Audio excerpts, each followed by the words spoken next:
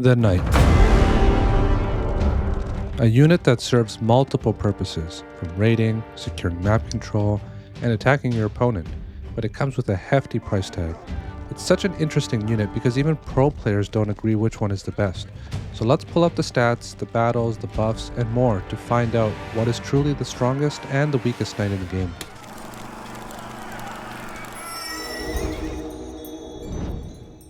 So in order for us to judge the best and the worst knight, I think we have to segment it based on the age. Age 2, Age 3, and Age 4. The reason we have to do this is because the knight's power level changes throughout these ages, and then the parameters at what makes them useful also changes. So for example, raiding might be very useful for a knight in Age 2, but as we get to Age 3 and Age 4, that might fall off a little bit. Stuff like this changes the landscape. Another thing that we have to take into consideration is that a knight's power level, or rather its technologies, will impact his strength, right? So for example, these knights and sofas, as they're fighting here, you can see that the sofas are going to get absolutely annihilated by an Age 2 knight, right? So I'm just going to fast forward a little bit towards the end, and you can see that the knights handily win the 4 sofa with 2 knights remaining. But the moment you get imported armor, and let's say you give the knights cantled saddles, then the landscape changes once again. Now sofa are actually better at direct engagements than the knights once Age 3 rolls around and you get these upgrades. So I'm going to fast forward it to the end as well, and you can see that the sofas take a victory right here. And this power level and this dynamic continuously changes as the time goes on. So we're going to segment it. Alright, so for the feudal age, what I think is important is being able to kill villagers, being able to survive ranged damage or ranged projectiles from the town center, from towers, and whatever it might be. Being able to take really good skirmishes early on. You want to go in, hit hard, and be able to get out. You also want to have some form of sustain because this is a very expensive unit, so having sustain is very valuable. And last but not least, you want to be able to have a unit that's very good in direct confrontations as well. While I think the feudal age is more about killing villagers and more about skirmishes, direct engagements do happen and they are important. So when it comes to these ones, let's just look at the data first. So if we're just looking at the raw statistics directly from the game, and we're going to have these 5 knights here. Now there are some other knights in the game. You have the king, you have the demi-lancer, you have the Uma bannerman, which is heavy melee cavalry as well, but I'm not going to factor those in. I think these are the more relevant units to take into consideration. And when we're looking at these, these raw statistics don't really mean anything unless you actually look at it based on its cost. That's what I think is important, because you can have 300 damage, for example, but if it costs 3,000 resources, what good is it, right? So we have to compare its statistics directly to its cost. So we're going to do that in a sec. But another thing we have to take into consideration is its bonuses, right? So these are the notes right here. French Royal Knight gets an extra 5 seconds of additional damage, 3 damage a shot, if it was able to do a successful charge. So this is an important thing to take into consideration. The Keshiks, they heal up as they attack, 3 HP per shot. This can be useful. You can use this on Gaia. It doesn't have to be on military units, right? The Chevalier gets an extra 1 health per nearby heavy cavalry. Cool bonus there. And then the last but not least, the Keshik, the Sofa gets an extra +2 versus infantry. So that's its bonus. Another thing to keep in mind is the Sofa is the fastest of all the knight units. Okay, so that's a little introduction to the units itself. Now let's start diving into the analysis, right? We look at the charge attack. Now, the only unit without a charge, a real charge, is the Sofa. It does get a speed up, but it doesn't get any additional damage. So that's -1 point in my opinion for the Sofa. Everything else is pretty standard. I would say these 3 have 3 damage, whereas these 2 have 2 damage. So the Sofa and the Chevalier, a little bit worse when it comes to projectile damage, which you can see in this category right here. This is the amount of time each of these units is able to survive under town center fire. You can see the Royal Knight can survive 83 seconds under a town center, and if there's 15 villagers garrisoned, it can survive around 8. So still very tanky unit, right? But when you compare it to the Keshik, it goes down to 63, and when you compare it to the Sofa and the Chevalier, it goes down to 58. So key winner here is the early Knight and the Royal Knight, followed by the Keshik, and then the Sofa and the Chevalier. Now, a very important element is being able to kill villagers. Who does it the best? In my opinion, the Royal Knight does it the best. Um, you can do it in 2 shots if you're able to get a charge off. And then the rest of them are pretty similar, and the Chevalier is by far the worst. Now, even though I'd say they're similar, the Sofa, in my opinion, is better at killing villagers because it's a little bit faster, so you can kind of catch up with them. Um, so I would say the Sofa is slightly ahead of the Keshik here.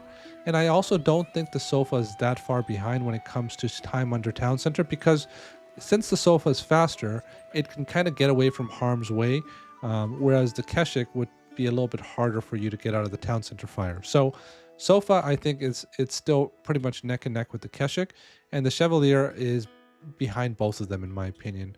So that's that. Now let's look at direct engagements. For direct engagements, HP per cost and raw DPS per cost are very important. You can see that early Knight is kind of in between in terms of HP with the Sofa, the Chevalier, and the Keshik. It's better than the Keshik, but it's worse than the Sofa and the Chevalier. However, I think these guys hit way harder with their charge, and they're really good in skirmishes, and they have 3 armor, so we have to consider that as well. So since these have 3 armor and a little bit worse in terms of HP per cost, I think they're pretty close to the Sofa and the Chevalier, but a little bit worse. But not as bad as the numbers might make them look to be. In terms of raw DPS per cost, this doesn't take into consideration the charge, which the early Knight and the Royal Knight have a really strong charge. So even though the Sofa has the highest raw DPS per cost, it doesn't have additional damage on its charge. So I would say take the Sofa down a little bit. You can kind of see that the numbers are not the end all, right? It's something to look at, something to take into consideration and think about, but you can't base your judgment on these alone because there are other parameters that would start intervening. So, I mean, it should be pretty clear here. The Royal Knight kills villagers the fastest. The Royal Knight can stay under the town center the longest. The Royal Knight is the best in skirmishes because it has the best charge attack, and it has bonus damage on its attack if it gets a successful charge. So, I mean, it's pretty obvious the Royal Knight's at the top. Now, if this wasn't enough, then you also have another thing, which is chivalry. The Royal Knights have chivalry, a technology that's extremely valuable in the early game, which would allow the Royal Knight to heal itself. That alone, I think the chivalry is one of the reasons why it's so far in the S tier that these ones are not even close. Now, who's second place? Well, in terms of second, I think there's also a pretty close second, which is the early Knight. I value being able to kill villagers. I value being able to take as much range projectile damage. And I think the early Knight is pretty much the same as the Royal Knight, right? A little bit worse when it comes to killing villagers, but time under town center, it's exactly the same.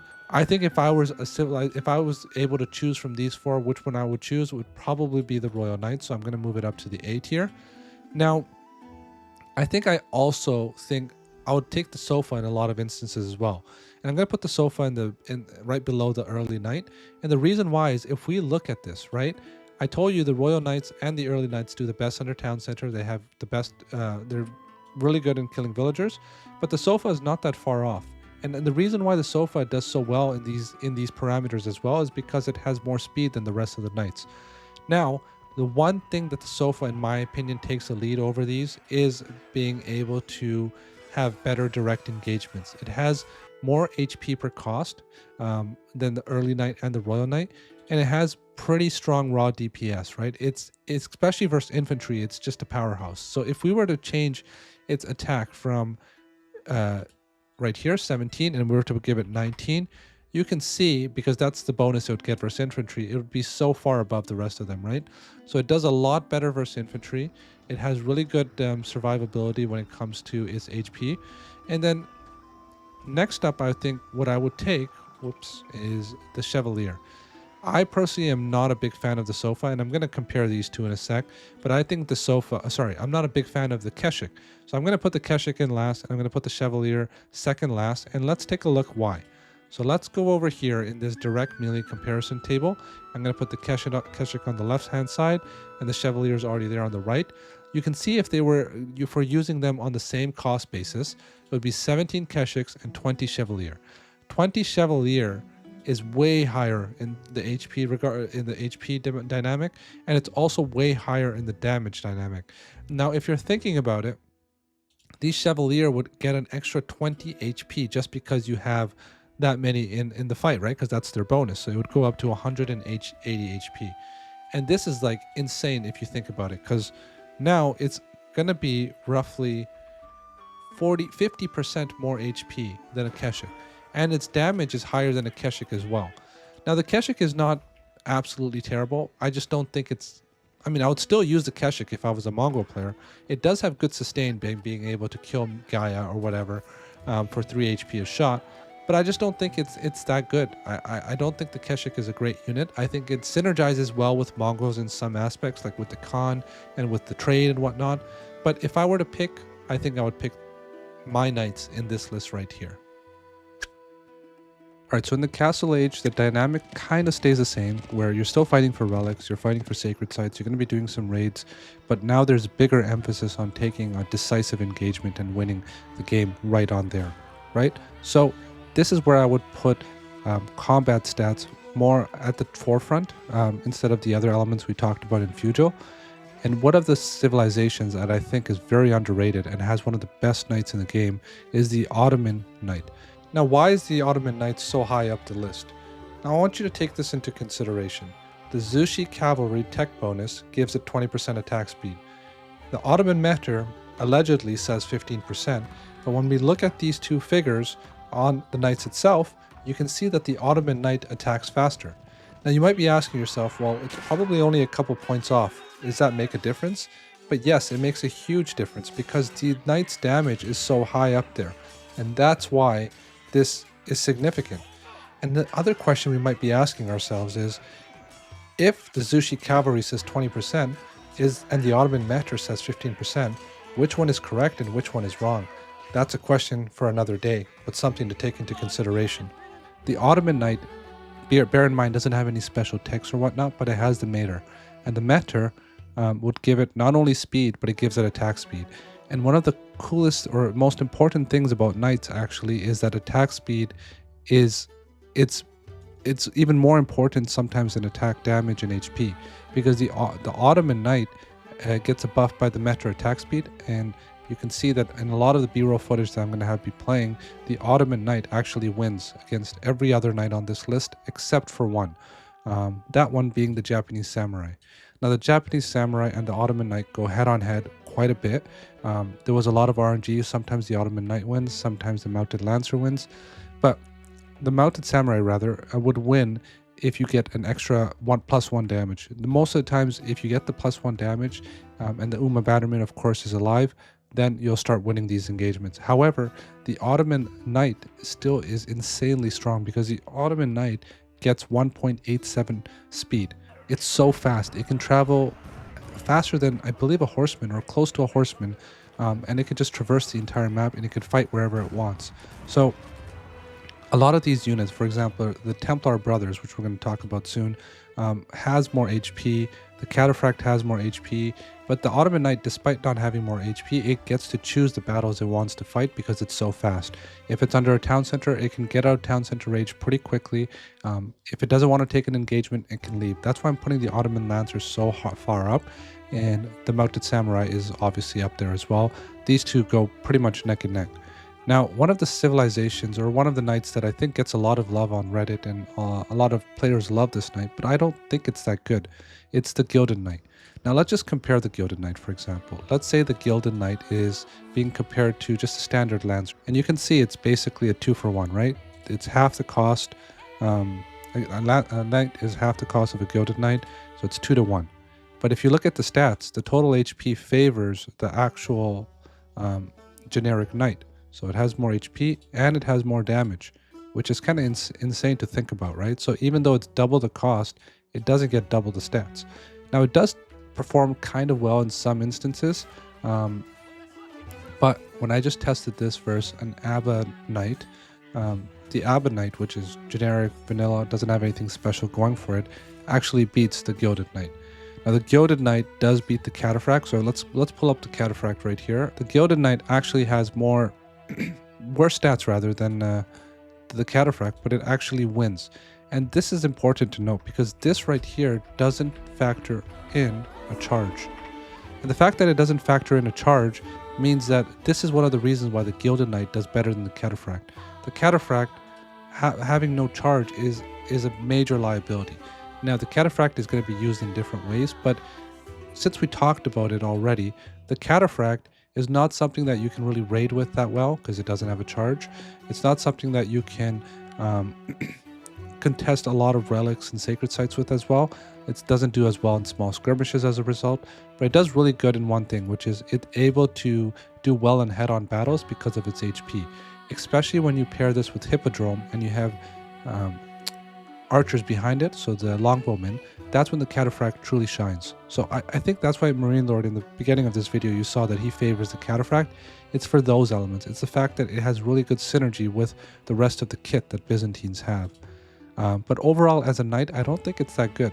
Honestly, I started off by thinking the cataphract was one of the top picks, but the more I actually tested it, I just found that it's lacking. And the fact that it's lacking a charge is one of the main reasons why I don't put it in the A tier. But it is good in other areas where it has a trample, which you can get into positions, get on top of crossbowmen and stuff like that. But I think most of the time, just the charge itself is more important. So I'm going to be putting this in the B tier, and I'm going to be putting the Gilded Knight pretty low. I think the Gilded Knight is just not good for its costs. I would prefer even an Abbot Knight over the Gilded Knight. And this is a little controversial. I'm not going to include this tier, so I'm just going to remove it. But this is a little controversial, but this is what I see as being true. Now, let's talk about the Camel Lancer for a second, right? So, which is this unit right here. The Camel Lancer is interesting because it has a bonus versus, let me just put this here. It has a bonus versus cavalry, which is anything within its aura, it debuffs cavalry by 20%. So you might initially think, wow, this is really good in knight-on-knight battles, but really it's not. The Camel Lancer is lacking just raw stats. So if you look at one Camel Lancer versus one knight, while they cost the same, the Camel Lancer actually costs more gold. So let's take a look right here. It costs 10 more gold and 10 less food. Now sometimes this is favorable because food is it's a more scarce resource, but I think I would still prefer 140 food and 100 gold. The other thing to take into consideration is it has lower total HP and it has lower total damage. So while it might be good versus cavalry, it's not good in dealing with other units as well as knights do, right? That's not even the worst thing about this unit. The worst thing about this unit, it does really well versus civilizations that have a generic knight.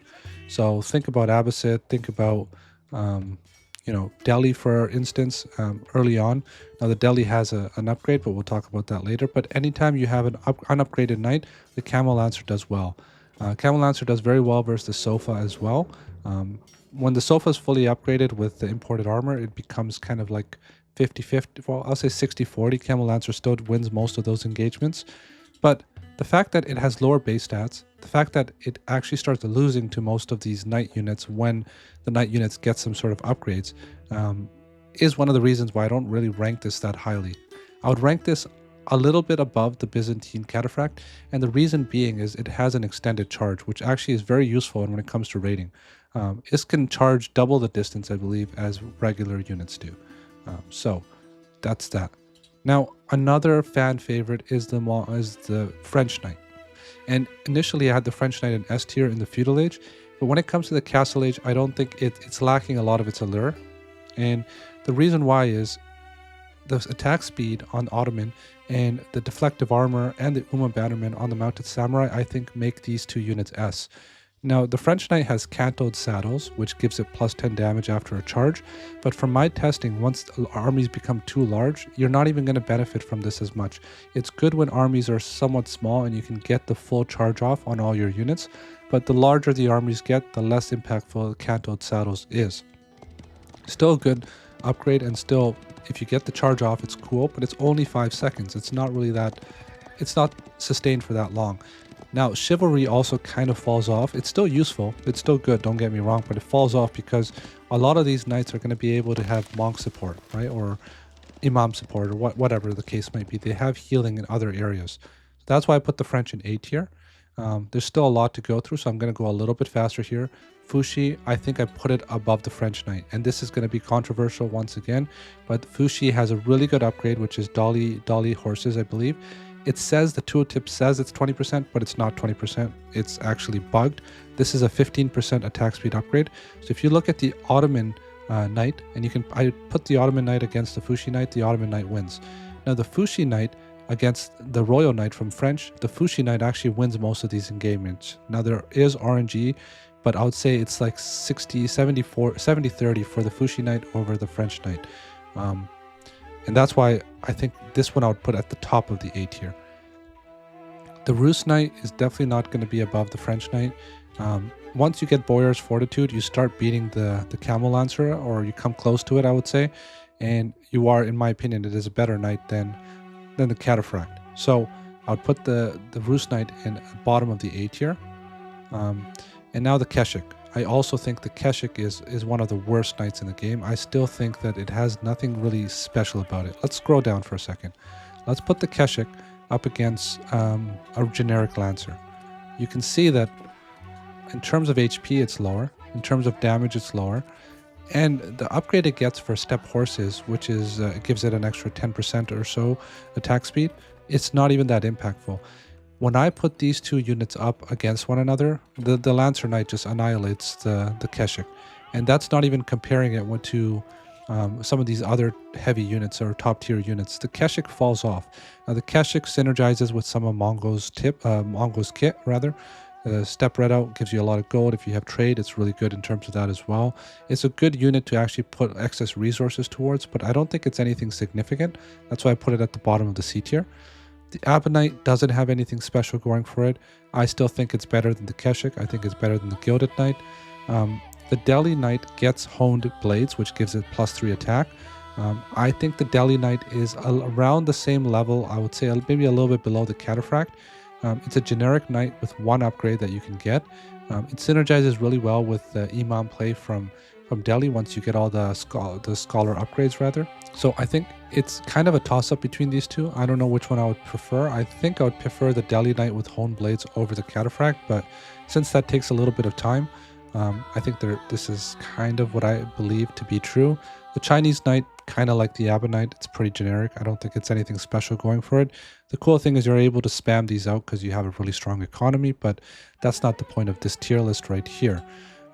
The English Knight gets to benefit from Citadel of Castles, which is going to give you attack speed bonuses, and attack speed bonuses on knights are absolutely massive. You got to remember that. So I would put this higher up. If you have towers in variant locations and you're able to benefit from the attack speed buff, this is way higher up the list. But since you're going to be fighting for sacred sites, relics, raids and stuff, you're not going to have castles, the network of castles bonus readily available. So that's why I kind of put it a little bit lower, but don't underestimate that castles network of castles tech or bonus rather. Okay, HRE Knight gets one upgrade with the mine work, which gives it +2 armor.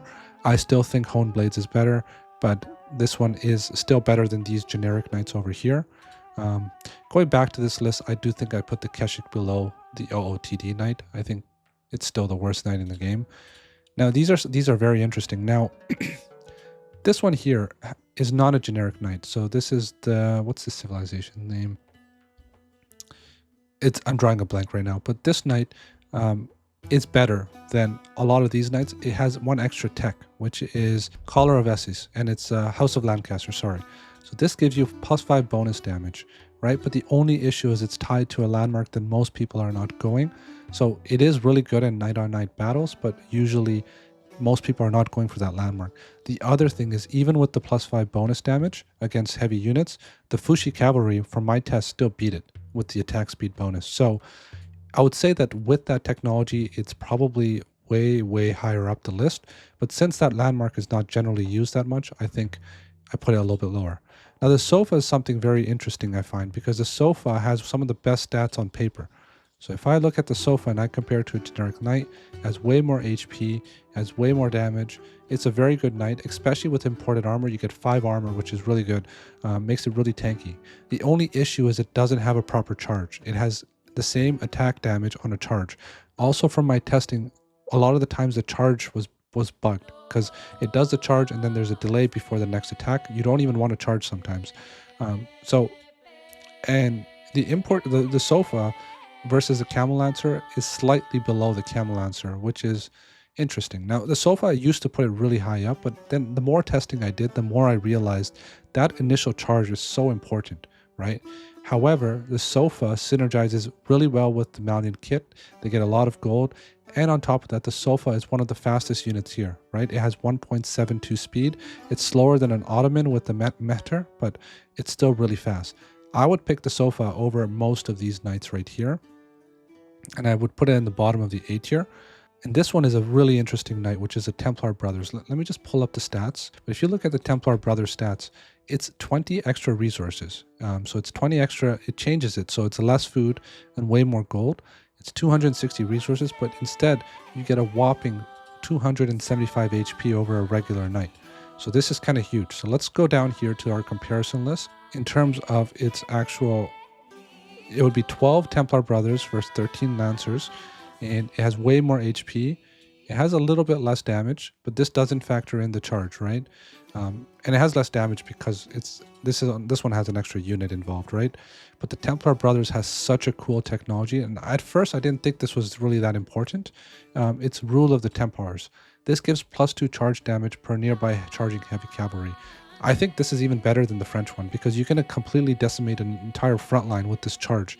The front line is important, but once you get this charge off and you get a successful charge off, it does a ton of damage. Imagine you have 20 Templars, right? That's +2 charge damage per each. So that's 20 extra damage. It's actually huge. I tested this quite a bit in a lot of my simulations, and it did really, really well. So I think this is a very good unit. I personally think I would take it over all of these. And I think this is a little bit closer. I think Camel Lancer has its place in the meta where it's good versus knights that are not upgraded or don't have many bonuses. But the Templar Brothers, I think, is just a really good, strong force to take on an enemy and just engage. So this is my list for Castle. Take it with a grain of salt. There are a lot of details that I can't put into the video because it's already super long. So I'm just going to say that this is what I truly believe is the Castle Age tier list. Alright guys, so in the Imperial Age, it's all about taking, in my opinion, cost-effective engagements. That's the key. Now, I was going to do a full tier list, but I think a significant amount of testing is going to be required, and it is Sunday afternoon, and I actually have to go. So rather than wait a week, I'm just going to post this video as is. If you guys really want to see this, let me know in the comment section below, and I can do it. But the four units that come to mind when it comes to the Imperial Age is the French Knight, the two Knights Templar Knights, right, which is the Schlatza Cavalry, and you also have the Templar Brothers. These come into mind, and then we also have the Imperial Guard from Zushi. In my opinion, when you factor in cost and you just factor in the sheer upgrades that you can get, I think the Royal Knight comes out so far ahead of these ones.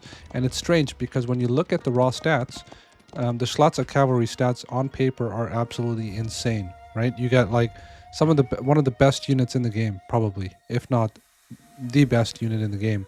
But when you factor in cost and you can realize that, okay, this knight here, this Royal Knight, I can get him for 180 resources. He has biology that's going to give him 35% instead of 25%. And then you get the bonus damage after the charge as well. You realize the Royal Knight at this cost point is just better than the Schlatza Cavalry. Now, if you have a full 200 pop army and you don't care about cost, yes, the Schlatza Cavalry would be better, probably the Imperial Guard too, but at a cost point, I think the the Royal Knight stands so far above everyone else because it's just so cheap. And in order to get it this cheap, obviously, you have to have a keep, you have to have stables around the keep, and then you need to get enlistment incentives, that technology. That's going to drive the costs down, and you can just trade these like they're horsemen even, right? So really important unit, really strong unit in the Imperial Age, mostly because of cost. When it comes to raw statistics, then you have the Schlatza Cavalry. Now, I think the Schlatza Cavalry is also S, because forget about if the Royal Knight was not on the field, this unit would just decimate everything else, right? It's just so good. Like, it has more speed than all of these other cavalry units. It has 1.73. It has +8 versus light infantry, and projectiles do nothing to it because it has like 8 ranged armor. It's crazy. And on top of that, it decreases enemy attack speed by 20% per hit. It's a really strong unit. So if you look at this chart right here for a quick analysis, you can see the Royal Knight just comes out leagues above everyone else, and that's because of its cost, right? For cost, it's just so efficient. And let's remove the Royal Knight. Once you remove the Royal Knight, you can see the Schlatza Cavalry comes in second place. So Schlatza Cavalry comes second. Now, when it comes to the Imperial Guard and the Knights Templar Brothers, the Templar Brothers actually is surprisingly a very good unit. It has the technology we talked about, which gives it +1 for Templar Brothers on a charge, and then it has Fanaticism, which is a crazy technology as well. So when these units gain extra 10% damage when below 50% health, and plus 30% when below 25% health. This makes a huge difference in actual combat, and I think the fact that its cost is not that it's not an issue at this point of the game, because extra 20 food or whatever, or extra 20 resources, it doesn't become the hugest issue. I think this unit is actually really good, so I wouldn't be sleeping on the Knights Templar Cavalry. They're both very good units. And then on top of that, like, I think this, if I was to rank them and if I was to say which one I want, I think I would take the Imperial Guard last. And some people will be like, oh, this is blasphemy, right? But the Imperial Guard has really good stats. The Imperial Guard, which is really good HP per cost, and you see the raw DPS still goes to the Lancer. But this is the thing with the Royal Knight, or sorry, the Imperial Guard, why I keep saying that, is melee armor is really high. It's 10 melee armor, so it's good versus frontline infantry. But I don't think this is a good thing, because you don't want to be fighting spearmen in age 4, right? I think this is kind of a difficult thing to ascertain, because this is such an expensive unit. You don't want it to be going up in the front line versus cheap 60 food 20 wood spearmen. It's not a good incentive for you. Also, it doesn't have the best ranged armor. It's just going to get shot down by crossbowmen and ranged units, hand cannons and stuff like that. So I mean, this is what I would say initially. Now, I need more testing. I'm not too confident in this tier list right here. You tell me if you guys disagree.